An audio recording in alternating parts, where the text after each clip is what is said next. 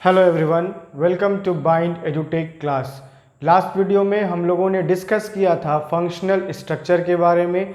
The definition of functional structure, merits and demerits हम लोगों ने प्रीवियस वीडियो में डिस्कस किया था। इस वीडियो में हम बात करेंगे डिविजनल ऑर्गेनाइजेशन स्ट्रक्चर के बारे में, merits and demerits of divisional organization structure. So let's start with the definition of divisional organization structure. Dividing the whole enterprise according to the major product. Okay, आप enterprise को हम किस में divide करेंगे? Major product जो हमारा है हमारे ऑर्गेनाइजेशन का, अकॉर्डिंग टू द प्रोडक्ट हम लोग इंटरप्राइज को डिवाइड करेंगे। To be manufactured like metal, plastic, cosmetic, etc. is known as divisional organization structure. हमारे ऑर्गेनाइजेशन में जो भी प्रोडक्शन हो रहा है, जिस भी प्रोडक्ट का हो रहा है, हम अकॉर्डिंग टू द प्रोडक्ट उसको हम डिवाइड करेंगे डिपार्टमेंट्स में। और we can say when jobs related to one product are grouped under one department, it is termed as divisional structure. Okay, एक एग्जाम्पल के थ्रू हम इसे समझते हैं। For example, director. ओके, हमारा डायरेक्टर है या हमारा मैनेजिंग डायरेक्टर है।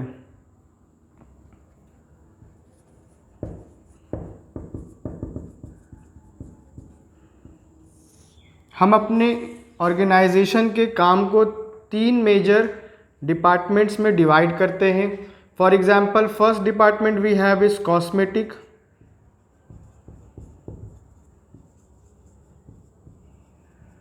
Okay, second we have is garment,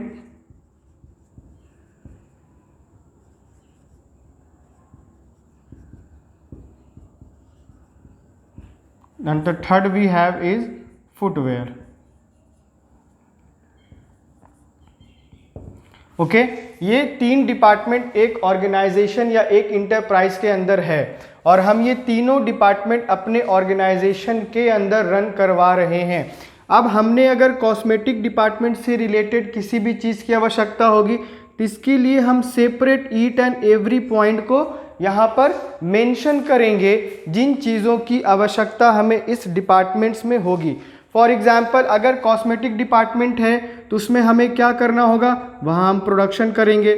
okay, तो यहाँ हम प्रोडक्शन से रिलेटेड चीज़ें मेंशन करेंगे। प्रोडक्शन करने के लिए हमें परचेस करना पड़ेगा, तो हमें उसकी आवश्यकता पड़ेगी। हमें फाइनेंस की आवश्यकता पड़ेगी। And the last we have is marketing. हमने जो प्रोडक्ट को बनाया है अब उसे हमें मार्केट में लॉन्च करना है, तो मार्केटिंग की आवश्यकता पड़ेगी। सेम हम लोग गारमेंट में भी वही चीज़ यूज़ करेंगे। यहाँ भी हम प्रोडक्शन करेंगे। ओके, यहाँ भी हम परचेस करेंगे, रॉ मटेरियल परचेस करेंगे, मशीनरी परचेस करेंगे जो गारमेंट्स का प्रोडक्शन में हेल्प करेगा। यहाँ भी हमें फाइनेंस चाहिए। ओके, यहाँ भी हमें मार्केटिंग करना होगा। Last one we have is footwear. यहाँ भी हमने प्रोडक्शन करना है, यहाँ भी हम परचेस करेंगे, finance, and the last one we have is marketing. Okay, तो मैनेजिंग डायरेक्टर जो है वो क्या कर रहा है? तीनों डिपार्टमेंट्स में वहाँ पर हम देख रहे हैं कि यहाँ पर हम इंडिविजुअली हर डिपार्टमेंट्स के लिए काम कर रहे हैं, या हर डिपार्टमेंट के लिए हमने प्रोडक्शन अलग से करना है, परचेज अलग से करना, फाइनेंस अलग से देना है, और मार्केटिंग। ईच डिपार्टमेंट में हम इंडिविजुअल तरीके से अपने काम को आगे लेकर के चल रहे हैं। Okay, every departments operate as multifunctional unit as all necessary functions such as production, purchase, marketing, finance are performed together to achieve common goal. Okay, यहाँ पर common goal को achieve करने के लिए हर डिपार्टमेंट अपने हिसाब से या उस डिपार्टमेंट से रिलेटेड जितना फंक्शन है वो उसे पूरा कर रहा है। तो ये होता है divisional structure.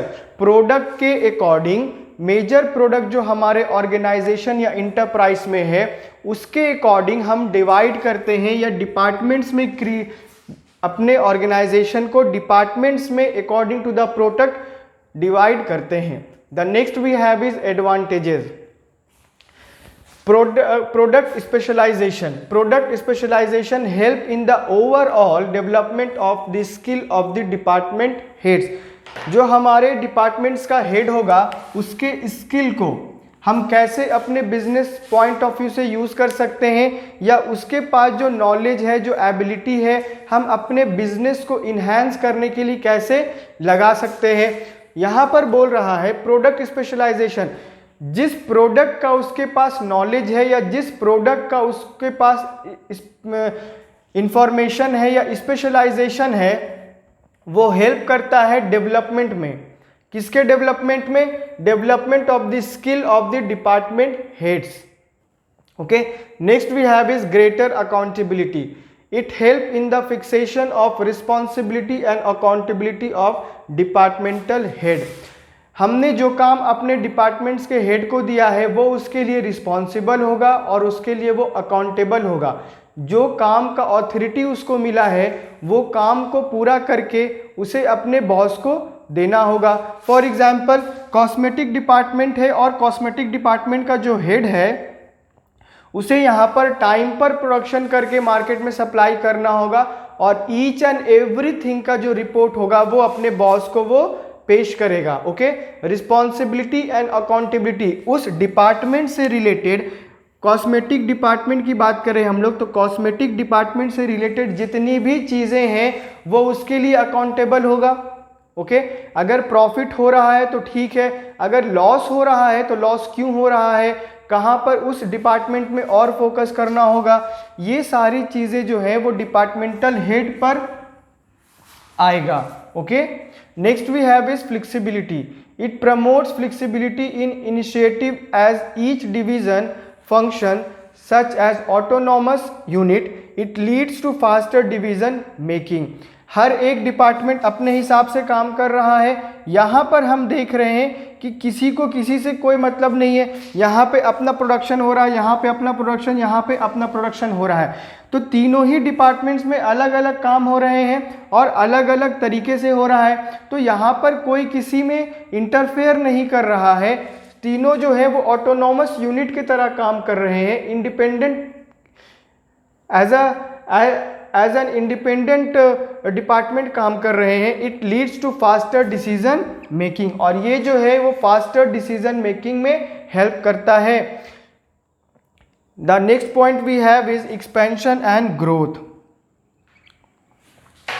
It facilitates expansion and growth as new division can be added without interpreting existing division. Okay, मान लेते हैं हमारा जो ऑर्गेनाइजेशन है वो कॉस्मेटिक डिपार्टमेंट्स को ही डील करता था। ओके, हमने कॉस्मेटिक डिपार्टमेंट्स में बहुत ज़्यादा प्रॉफिट कमाया। अब कंपनी के बॉस ने सोचा कि अब मुझे दूसरे लाइन के प्रोडक्ट को भी अपने ऑर्गेनाइजेशन में या बिजनेस में ऐड करना चाहिए, तो उसने गारमेंट्स को भी ऐड कर लिया। उसने देखा कि हम गारमेंट्स का भी बिजनेस अच्छा कर रहे हैं और गारमेंट्स से भी हम ज़्यादा प्रॉफिट कमा रहे हैं। देन उसने सोचा कि हमने फुटवेयर को भी ऐड कर लेना चाहिए, तो उसने फिर फुटवेयर डिपार्टमेंट्स को भी अपने ऑर्गेनाइजेशन में ऐड कर लिया और वो उससे भी प्रॉफिट कमा रहा है। तो कहने का मतलब है जब बिजनेस एक्सपैंड करता है, जब बिजनेस ग्रो करता है, तो हम उसमें अदर लाइन के प्रोडक्ट को ऐड कर सकते हैं। उससे किसी और डिपार्टमेंट को या किसी और डिवीज़न को कोई भी दिक्कत या कोई भी कठिनाई नहीं होता है, बिकॉज हर एक डिपार्टमेंट वो अपने प्रोडक्ट से रिलेटेड काम करेगा। हर एक डिपार्टमेंट अपने डिपार्टमेंट के इंटरेस्ट के बारे में सोचेगा। हर एक डिपार्टमेंट अपने गोल को अचीव करने के बारे में सोचेगा। The next we have is disadvantages. The first point we have is departmental conflicts. Conflicts में arise among different division on allocation of resources. एक ऑर्गेनाइजेशन में 3 अगर डिपार्टमेंट क्रिएट किया गया है या 3 डिवीजन है उसके अंदर, और जहाँ पर रिसोर्सेज का डिवीज़न होना चाहिए या एलोकेशन होना चाहिए वो अगर सिस्टमैटिक वे में नहीं होगा, उस डिपार्टमेंट के रिक्वायर्ड जितना उसमें रिक्वायरमेंट है, अगर उस रिक्वायरमेंट के आधार पे नहीं होगा तो जितने भी डिपार्टमेंट्स है उन सारे डिपार्टमेंट्स में कॉन्फ्लिक्ट्स पैदा होगा, डिस्प्यूट्स पैदा होगा, मिसअंडरस्टैंडिंग होगा, जिसके कारण जो एक ऑर्गेनाइजेशन है वो लॉन्ग टाइम तक एग्जिस्ट नहीं कर पाएगा।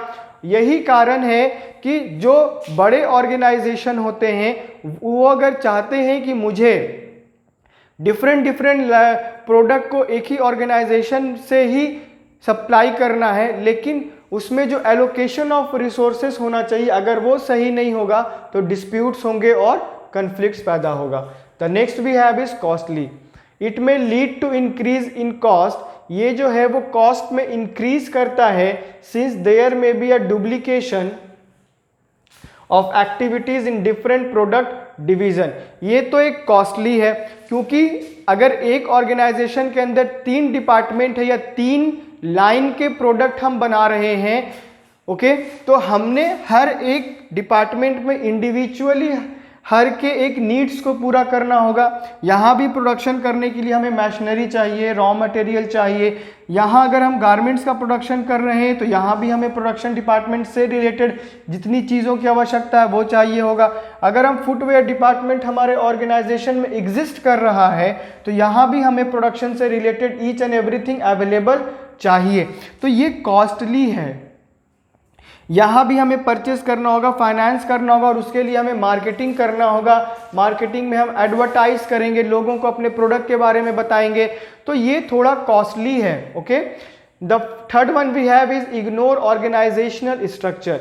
It provide manager with the authority to supervise all activities related to a particular division. वो जिस डिवीजन या जिस डिपार्टमेंट को लीड करता है, जिस डिपार्टमेंट का उसको सुपरवाइजर बनाया गया है, जिस डिपार्टमेंट को उसको हेड बनाया गया है, वो केवल उसी डिपार्टमेंट को सुपरवाइज करता है, कंट्रोल करता है और उसके इंटरेस्ट के बारे में सोचता है।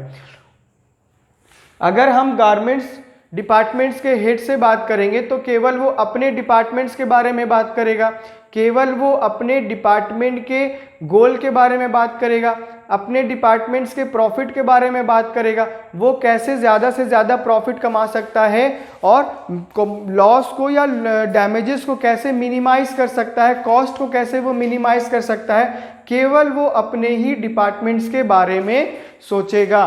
तो ये चीज़ें जो हैं वो है डिविजनल ऑर्गेनाइजेशन स्ट्रक्चर के अंदर, जिसमें हम लोग डिवाइड करते हैं पूरे इंटरप्राइज को मेजर प्रोडक्ट के अकॉर्डिंग। ओके, मेजर प्रोडक्ट के अकॉर्डिंग जो मैन्युफैक्चर हो रहा है किसी एक ऑर्गेनाइजेशन के अंदर। ये जो पॉइंट्स था ये हम लोगों ने डिस्कस किया ऑर्गेनाइजेशनल डिविजनल स्ट्रक्चर के अंदर। ओके, ये जो है ये सूट करता है जो बड़ी कंपनीज हैं। ओके, वो कंपनीज इस टाइप के स्ट्रक्चर को इंट्रोड्यूस कर सकते हैं अपने बिजनेस के अंदर, है ना।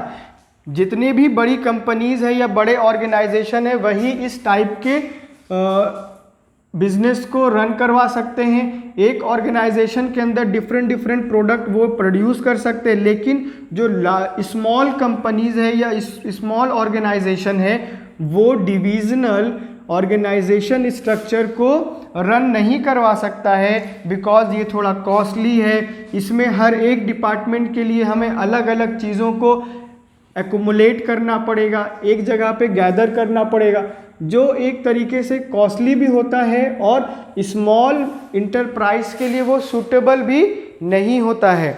ओके, ये सूटेबल होगा केवल लार्ज इंटरप्राइज के लिए। So the next we have is a formal organisation.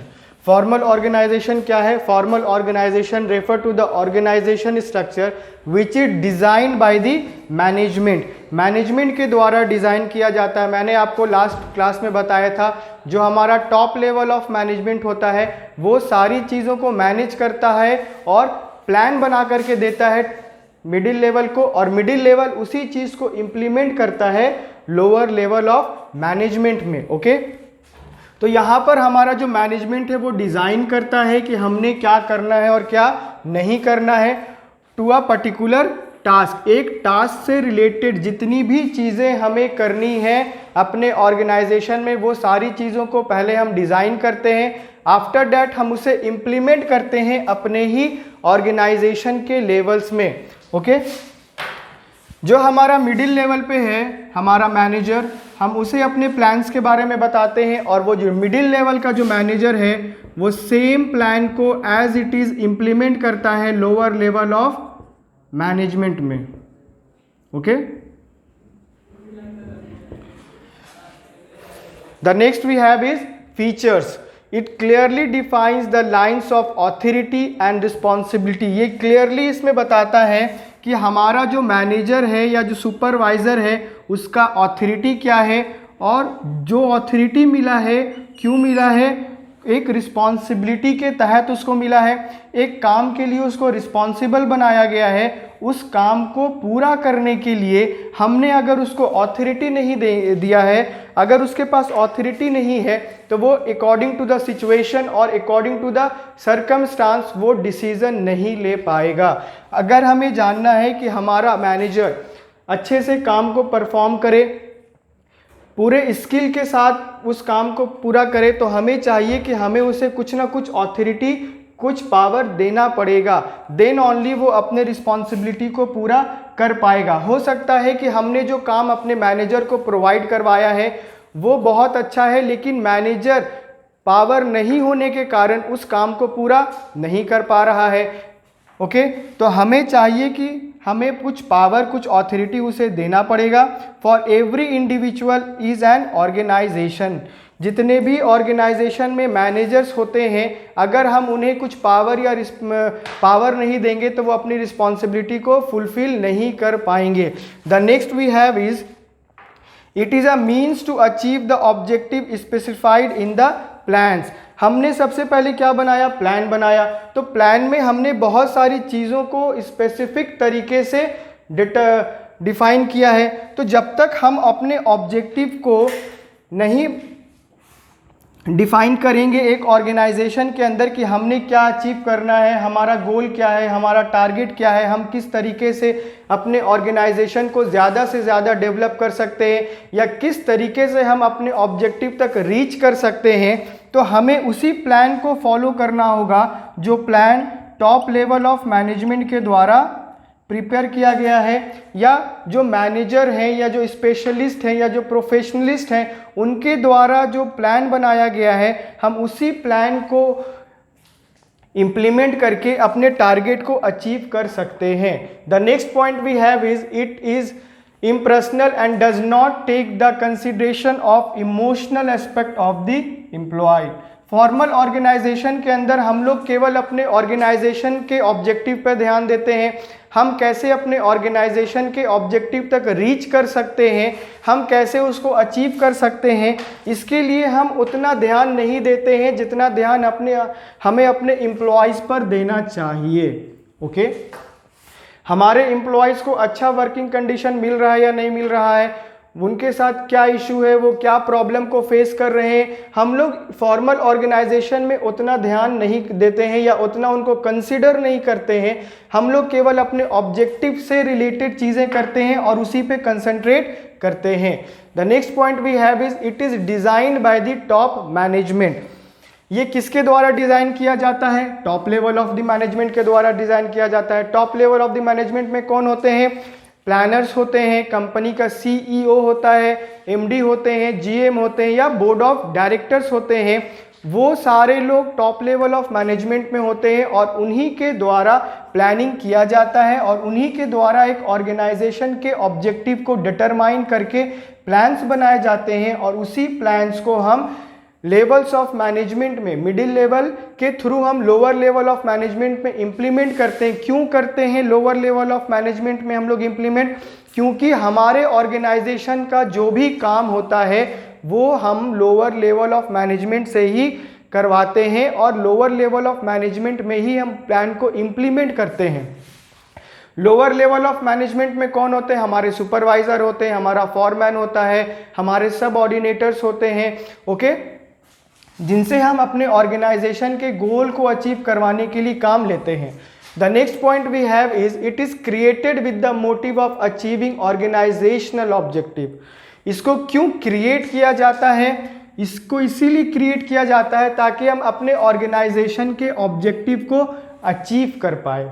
Okay हम अपने ऑर्गेनाइजेशन के ऑब्जेक्टिव को तभी अचीव कर पाएंगे जब हम उसको पहले से डिटरमाइन करके रखे होंगे, पहले से हमने चीज़ों को एनालाइज किया होगा, हमने मार्केट का सर्वे किया होगा, देन आफ्टर सर्वे करने के बाद जो हमारे पास डेटा आया होगा उसी डेटा के अकॉर्डिंग हमने प्लान्स बनाए होंगे कि हमारे इतने कस्टमर हो सकेंगे या हमने इतना प्रोडक्शन किया तो हम इतना प्रॉफिट कमा पाएंगे। हमने अगर इन चीज़ों को अपने बिजनेस या ऑर्गेनाइजेशन में इम्प्लीमेंट किया then only we can achieve our target और we can reach our objective. So that first we have to create with the motive of achieving organizational objective.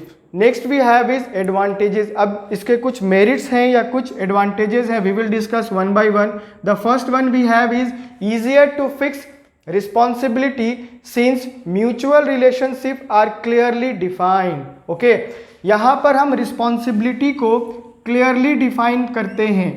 अगर हम अपने रिस्पॉन्सिबिलिटी को या अपने मैनेजर के रिस्पॉन्सिबिलिटी को डिफाइन नहीं करेंगे तो वो अपने कामों को पूरा नहीं कर पाएगा।